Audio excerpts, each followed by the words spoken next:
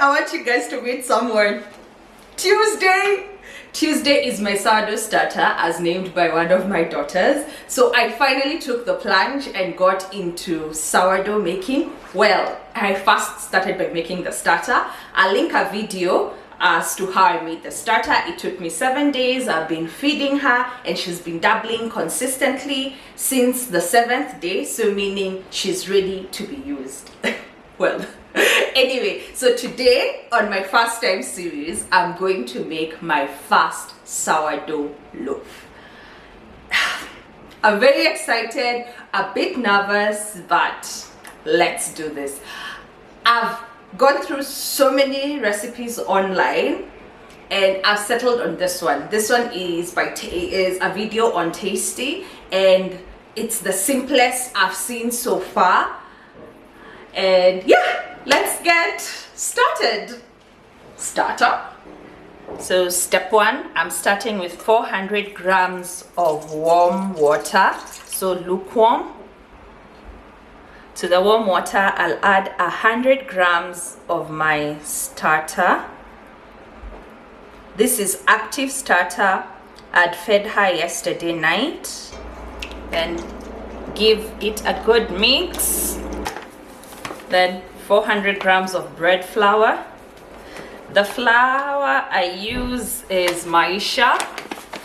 This is the flour I use. I buy from Green Spoon, but I'm sure there's some supermarkets that stock, but sometimes it's hard to come by.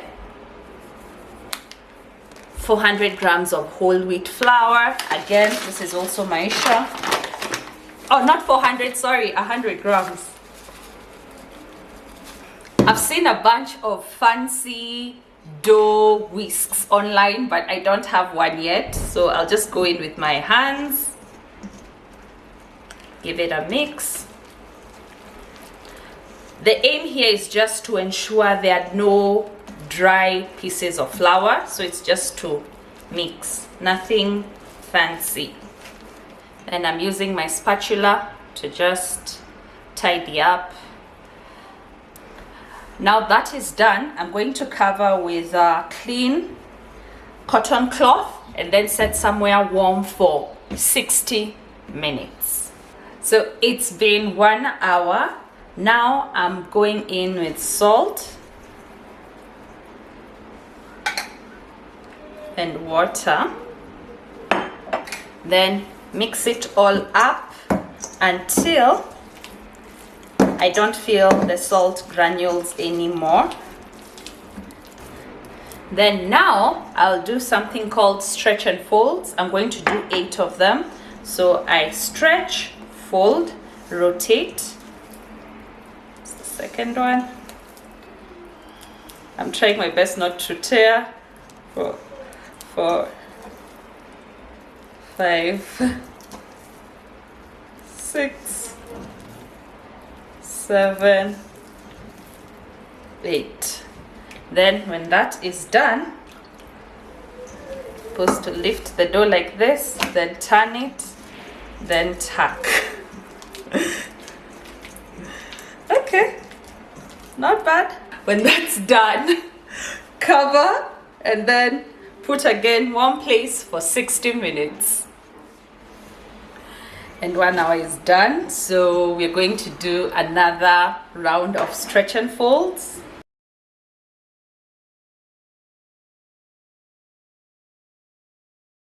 Eight. And then again, lift it like this, turn it, then tuck. Tuck. You see, this part takes such a short time. Most time is now just resting the dough. Cover, warm place for 1 hour. Then we'll do this one last time.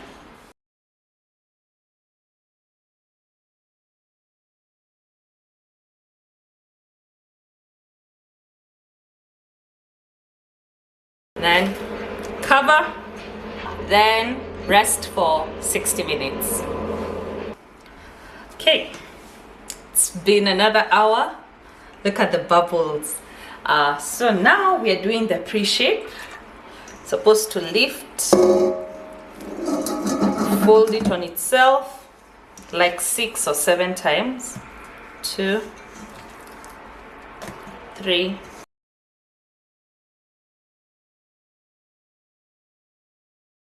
7. So the next step is lift, oopsie, then put it on the counter. I'm a bit fearful of that step. And then say take a light sprinkling of flour. Does that look light?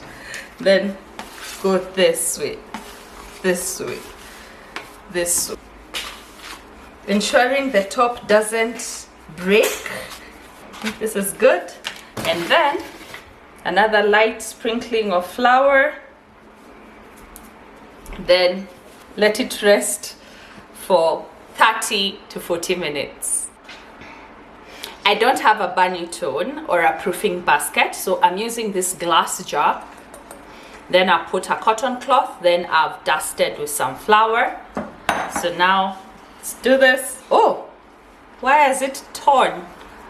Anyway, so I'm supposed to, using this, flip like so. I'm supposed to fold, so like the clock, like that. Then I bring like this, then the ends, the corners I mean, and then try to tuck it in so that it folds onto itself, comme ça. And then taking my, I'm a bit anxious, so I'll I'll place that in. Okay, I hope I floured sufficiently. Then flour. I'll be generous, I don't want it sticking. So I think I've covered nicely. This is overkill with the flour. I think it is, but who cares? So now that's done, I'm supposed to cover,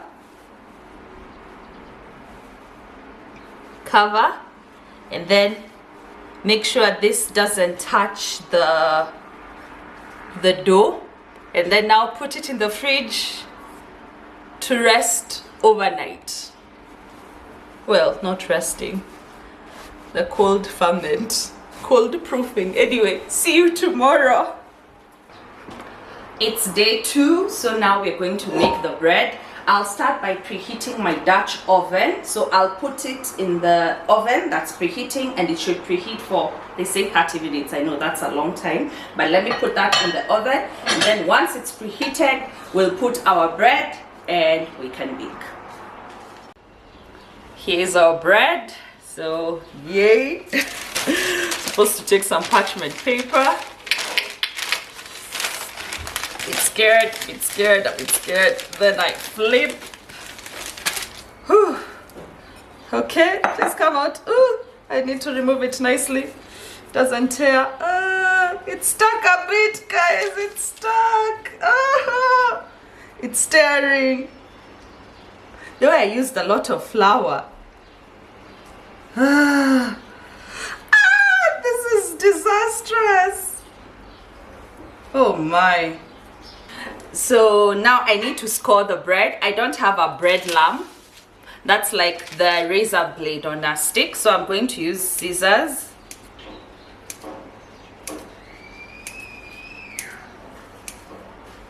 I think that's good. This is hilarious. Let me get the Dutch oven from the oven. So there it is. And then I don't have time to go anywhere. I take this, plop it inside. Oh my goodness. This is hilarious. Cover and bake that for 30 minutes. Or is it 25? 25. Can you see it? There it is. It's been 25 minutes. I can smell the loaf. So now I remove the lid. Anyway, and then I put it back to now brown. That's another 20 minutes. Kweni. One can't even tell where I put my slashes. So strange. Anyway. And here's my bread. I did let it stay longer than 20 minutes so that it can develop more color. I'm tempted to add the thyme, but I think this is good enough. So the next thing is to put it on a rack and allow it to cool for as long as you can. So think 1 to 2 hours. Let me just move it. Put it here to cool. But first, let's test. My paper is stirring. Let's test. Yeah, hollow. So let that stay there for 2 hours. Then we'll come back to slice this beauty. And my first loaf is done. So I've allowed it to cool for like an hour. So the mistake I did was, you see, yes, the bottom had flour, it was floured, but the edges weren't floured well. So greaseproof paper are stuck on it. But you know what? We make do with what we have.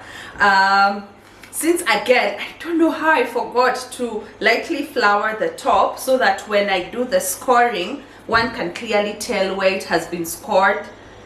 But now you can't tell, but you can see the score marks over here. So smells good. So let's cut into it.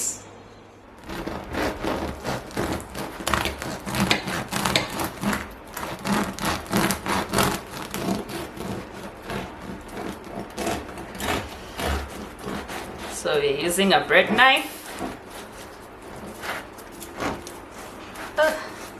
Okay, the crust is really crusty, as it should be. Let's see the crumb. Okay, not too shabby, guys. It's open. Maybe I should have left it to cool a bit further. But now let's give this a taste. Before I do so, I think next time I'll use my other Dutch oven. It's a bit bigger, but maybe this one sufficed. Anyway, let's tear a piece.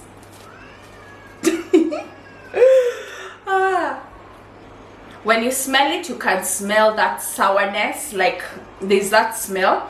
Even it translates to the taste also. It's chewy.